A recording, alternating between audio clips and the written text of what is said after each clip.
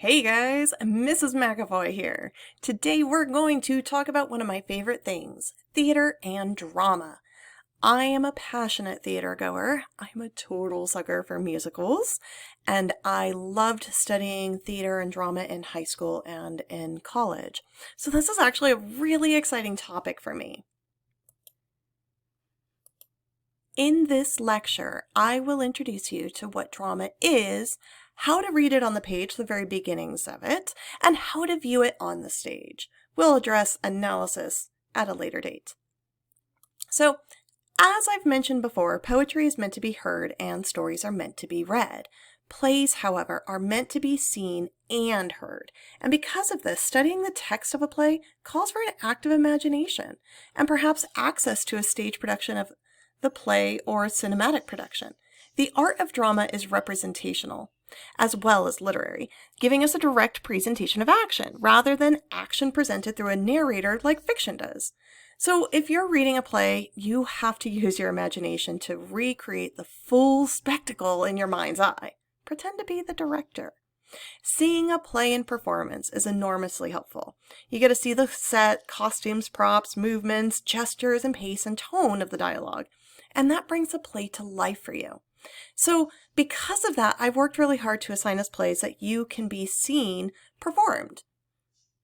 So when we think about theater and drama, we need to think about the actual text we are reading, but we also have to remember that each play can be interpreted differently and actually can be represented in that interpretation through a theater troupe, which includes the director, actors, and the stage crew. Each play can be totally different every time you see it because it's alive and it is a performance. So that means what we read can always be interpreted differently and what we see performed for us by theater troupes. So before we get into all of that performance stuff, I really want to talk about the plays themselves and talk about the different parts of a play and how to read them. All right. So normally, a play is structured with acts and scenes. Each act has a different number of scenes, and each scene can represent a different group of characters or a different setting. Usually, plays are set up with 5 acts. This is called the 5-act structure and is really pretty much what we've learned in our unit on plots and narratives. So, like a plot map, the 5-act structure follows the same plot line. The first act would be the introduction and exposition. The second act would be our rising action. The third act would be our climax. The falling action would be our 4th act. And our 5th act would be the resolution.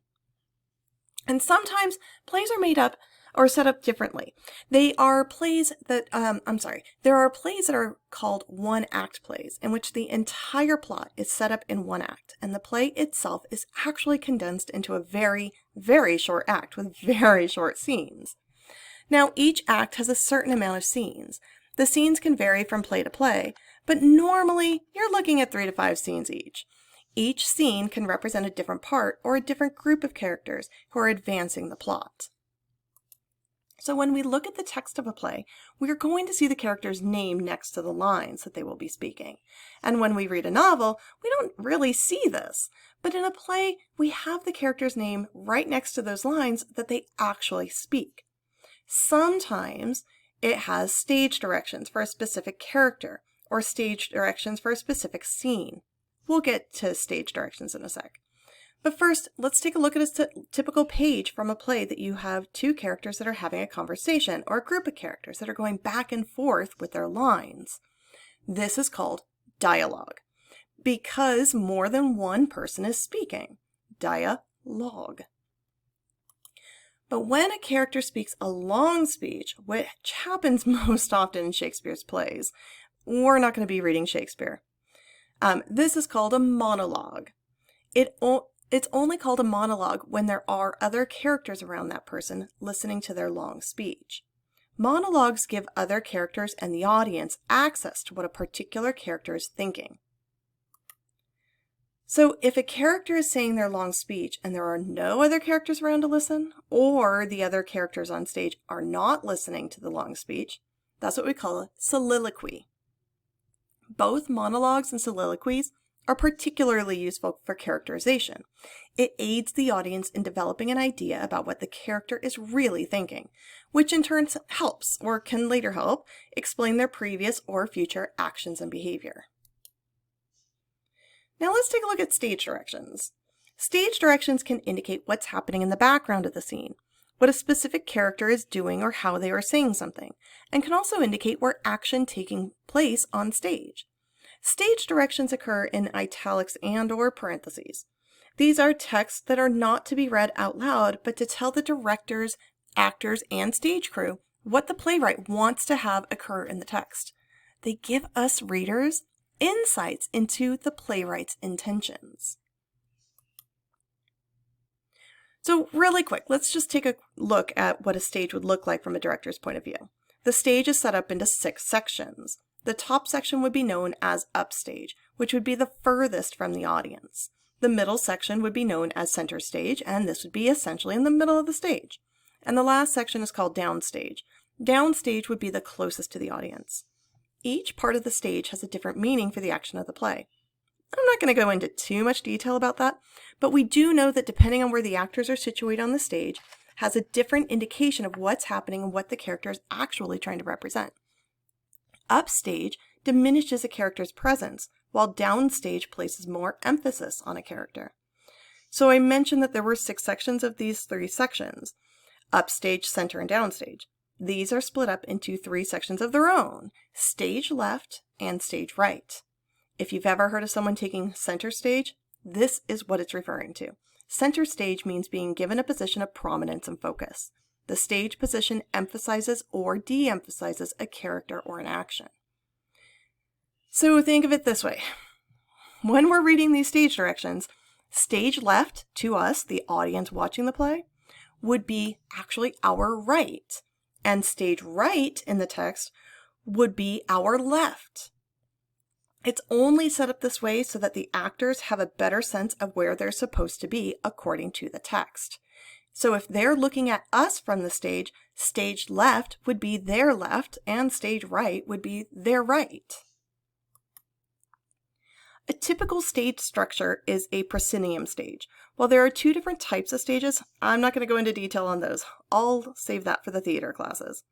What I want you to know is that a proscenium stage, the action of the play, is happening in a movie theater aspect, where the action of what is happening is framed by the curtains of the stage and is set back from the audience.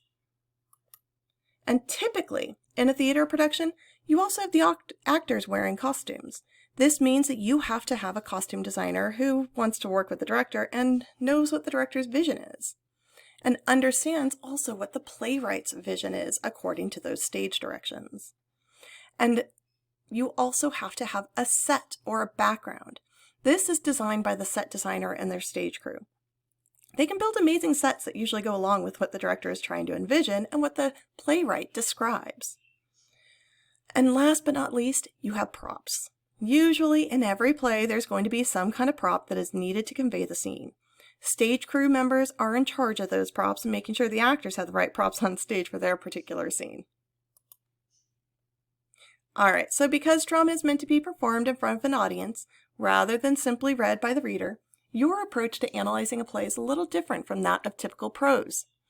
When you analyze a play, you are questioning the text in order to gain a better understanding of the playwright's message, style, and characters. Typically, you are analyzing the script for a theme through its development of dramatic techniques. As you read our plays, take notes on the following elements: the act and scene. Note which characters are involved and the events that occur in each scene. Note also the characters in the play. Take note of their names. Names mean something.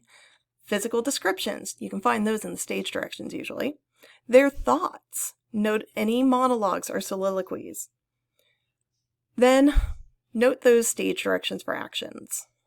For the action of the play. Note where the action takes place on the stage. Is it occurring upstage, center stage, downstage? Where do these characters enter and exit? Pretend to be the director and jot down what you imagine the costume sets or props look like, or what significance you think they hold.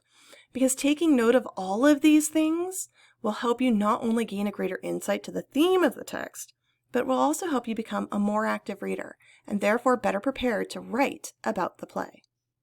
So I now challenge you to get reading our first play. Until our next lecture, out, damn spot! Out, I say!